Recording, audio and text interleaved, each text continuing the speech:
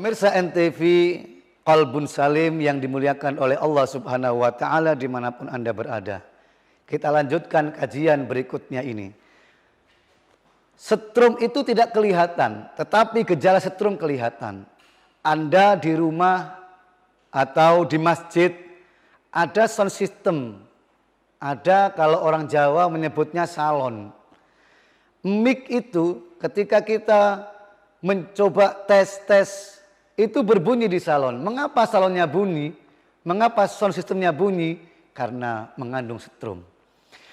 Kalau setrum itu nyambung ke lampu, kalau setrum itu nyambung ke kamera, nyambung ke sound system, pasti lampu akan menyala, pasti kamera itu akan menyala, dan sound system juga akan bersuara.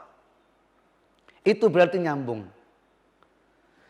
Sama kalau orang-orang yang beriman ketika dipanggil oleh Allah Subhanahu wa Ta'ala, ya ayyuhalladzina amanu, wahai orang-orang yang beriman, kalau setrumnya nyambung, dipanggil oleh Allah untuk berpuasa, maka orang ini pasti berpuasa melaksanakan perintahnya Allah Subhanahu wa Ta'ala. Karena apa? Karena setrumnya itu nyambung. Gambaran berikutnya. Ada orang-orang yang dipanggil oleh Allah, disuruh berpuasa, diperintah berpuasa, tetapi dia tidak puasa. Kenapa terjadi demikian? Pasti dia tidak nyambung ketika dipanggil oleh Allah Subhanahu wa Ta'ala. Gambarannya begini pemirsa. Ada setrum. Cek atau di lampu sudah dinyalakan. Tek. Tetapi lampunya enggak menyala. Padahal lampunya ini baru. Lampu ini anyar. Baru beli. Tapi kok enggak hidup. Kok enggak menyala lampu ini. Oh, jangan-jangan ada kabel yang konslet. Jangan-jangan ada sesuatu yang konslet.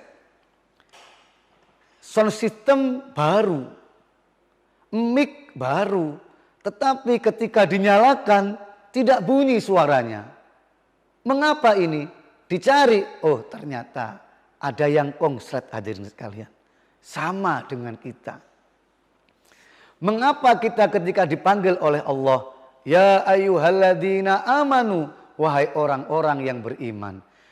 Dipanggil oleh Allah, wahai orang-orang yang beriman, kutiba alaikumusiyam, diwajibkan atas kamu puasa. Tetapi orang ini tidak melaksanakan puasa, jangan-jangan ada imannya yang konslet.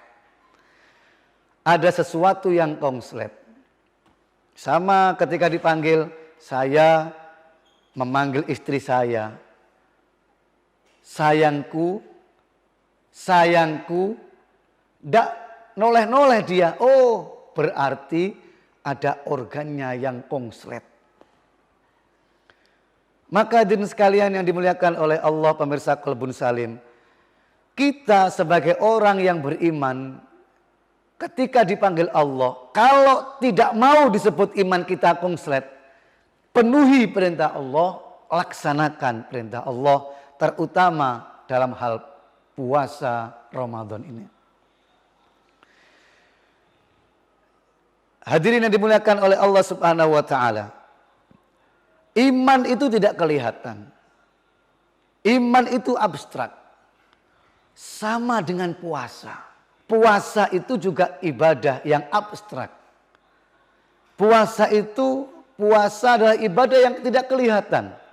Kok bisa Pak Raub? Iya, karena yang tahu kalau kita puasa itu kita sendiri dan Allah Subhanahu wa Ta'ala. Kalau ibadah-ibadah yang lain kelihatan, saudara sekalian. Bagaimana kelihatannya? Orang yang sholat kelihatan. Allahu Akbar. Bismillahirrahmanirrahim. Alhamdulillahi Rabbil Alamin.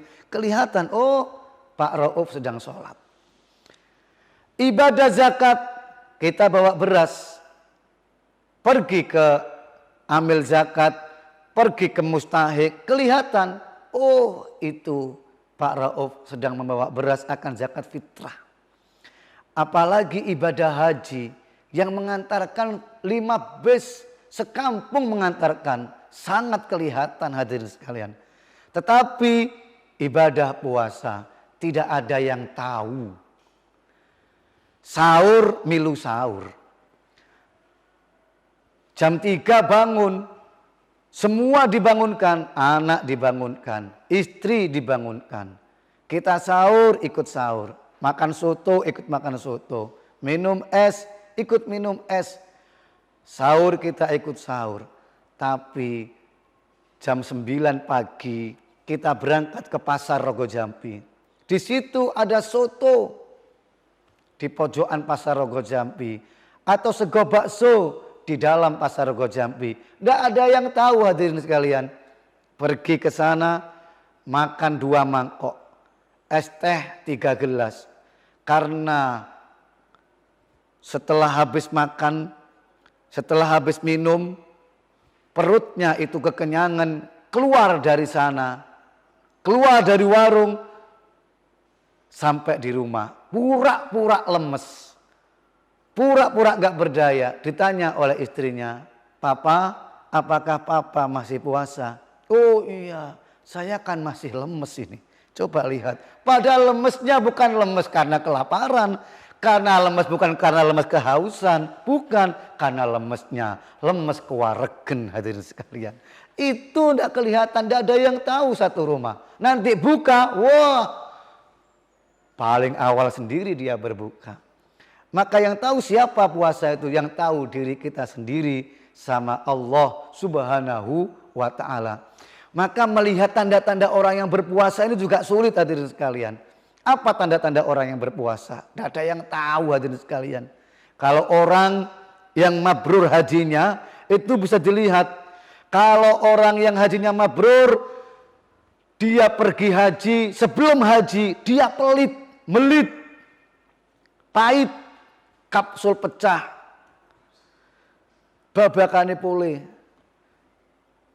Pokoknya pahit sudah, mau berangkat haji pahit, melit. Datang dari haji, Masya Allah, dia menjadi orang yang dermawan. Fakir miskin dikasih, anak yatim dikasih. Setiap Jumat yang biasanya ngisi omplong itu cuma 1.000 sebelum pergi haji. Ketika datang haji, ngisi omplong bukan cuma 1.000, tapi 1.500. Cuma naik 500 rupiah. Tapi kan lumayan. Ada kenaikan. Tandanya ada. Bahwa dia ketika pulang haji, dia dermawan. Kalau puasa, apa tanda-tandanya? Sholat, coba sholat. Orang itu kalau khusyuk atau tidak, itu bisa dilihat dengan mata. Kita di masjid, ada orang sholat. Ada orang sholatnya biasa-biasa saja. Allahu Akbar. Bismillahirrahmanirrahim. Alhamdulillah. Nah, situ enggak khusyuk. Tapi kalau begini coba sampai lihat. Usolli Allahu Akbar. Fatihahnya saja dengan Bismillahirrahmanirrahim. Alhamdulillahirabbil alamin. Waduh, ini sholatnya khusyuk. Rukuknya bukan hanya 10 detik, tapi 3 menit rukuknya. Pasti tandanya ini orang yang khusyuk. Sholat bisa dilihat tanda-tandanya. Tetapi kalau puasa, saya mau tanya ke hadirin, apa tanda-tanda kalau orang itu berpuasa? Apakah orang yang lemes itu pasti puasa? Belum tentu. Apakah orang yang kurang tenaga, tidak berdaya itu orang yang berpuasa? Belum tentu. Atau orang yang sidik-sidik itu tuh masuk lagi, nanti itu lagi, nanti meludah lagi. Apakah itu tanda-tanda orang berpuasa? Juga belum tentu hadirin sekalian. Jangan-jangan orang yang ida itu karena menghilangkan rasa manis dalam mulutnya. Artinya dia tanda-tanda orang berpuasa tidak kelihatan. Tanda-tanda orang yang berpuasa itu apa? Ya hanya kita dan Allah yang mengetahui. Keluarga nggak ada yang tahu, anak nggak ada yang tahu, siapapun nggak ada yang tahu. Padahal mereka jauh. Jangankan anak kita, ayo kita sekarang wudhu, duhur wudhu. Kemudian ada teman kita di samping kanan, ada teman kita di samping kiri. Mereka tidak tahu ketika kita wudhu, kan sebelum wudhu kita biasanya berkumur. Ketika berkumur, ketika setelah nggak ada yang tahu kita korupsi air, nggak ada yang tahu. Kenapa? Karena ya nggak ada yang tahu. Cuma habis itu gayanya separuhnya dibuang. Nanti gitu lagi. Itulah hadirin sekalian. Maka puasa tidak ada yang tahu. Ibadah puasa adalah ibadah yang abstrak. Tidak ada yang tahu. Siapapun tidak ada yang tahu. Kecuali kita.